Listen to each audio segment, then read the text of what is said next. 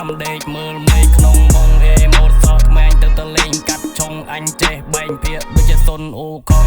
ពួកយើងចាំតាក់តនារីហុងកុងពួកអាណានិយាយបើភ្លើយើងទាត់វាដូចកំប៉ុងកាត់ក្បាលពួកវាយកទៅលក់ឡៃឡងសាកសពពួកវាញាត់ចូលក្នុងករងងើពៀនដងហើយយើងជុំចាប់ប្តីសម័យម៉ែខ្ញុំប្រាប់ថាខ្ញុំក្រពេញមិនទាន់នឹងឆ្នៃមានក្រុមមកបងបាញ់ពួកសាប់ចៃអត់និយាយអីច្រើនព្រោះអានឹងវាប៉ុនកលៃមាត់វាស្អុយសំទៅស៊ីកណ្ដាប់ដៃដាក់ឲ្យចំកណ្ដាលមាត់អស់ឲ្យឈប់ដល់បំភ្លៃចរិតកទីក៏ទៅអាចកោបឯងចូលដីក្តៅចិត្តនឹងឯងណាស់ពួកប្រចរិតស្រី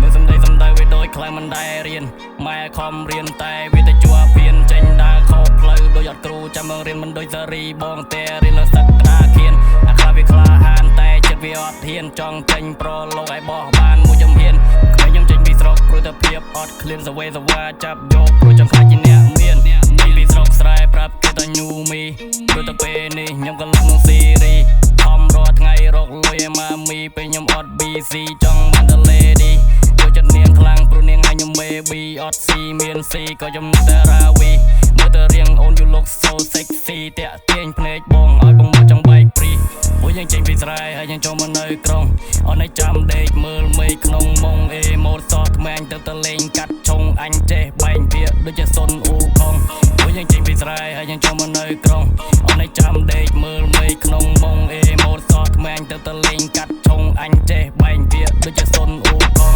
ចេញដើរក្រៅខ្ញុំជួបរឿងដ៏ច្រើនមានទាំងចាំជន់មានទាំងលើកដងកើនមានទាំងរាប់អានមានទាំងពួករើសអើងគេមិនចង់រាប់រកព្រោះមិននេះវាស្ដើងទោះបីរូបរាងខ្ញុំនេះមិនសូវសតែនៅក្នុងចិត្តខ្ញុំមានរឿងដែលល្អអ្នកឯងអត់រាប់រកក៏ខ្ញុំមិនអង្វរអត់សូវខ្វល់ច្រើនព្រោះខ្ញុំនៅមានអង្គគិតថាខ្ញុំក្មេងលេងបីលុកបីឡខ្ញុំទម្លាក់តែមកបត់តែឲ្យអ្នកឯងភ្នែកសឲ្យរៀងចាយកុំខំនាំរឿងតែស្គរទោះបីខ្ញុំក្រក៏លូលបលបខ្ញុំចង់មកលេងប្រយ័ត្នឲ្យដេកស៊ីបបពួកថោកស៊ីដល់ចាប់ខោបីកញ្ញោ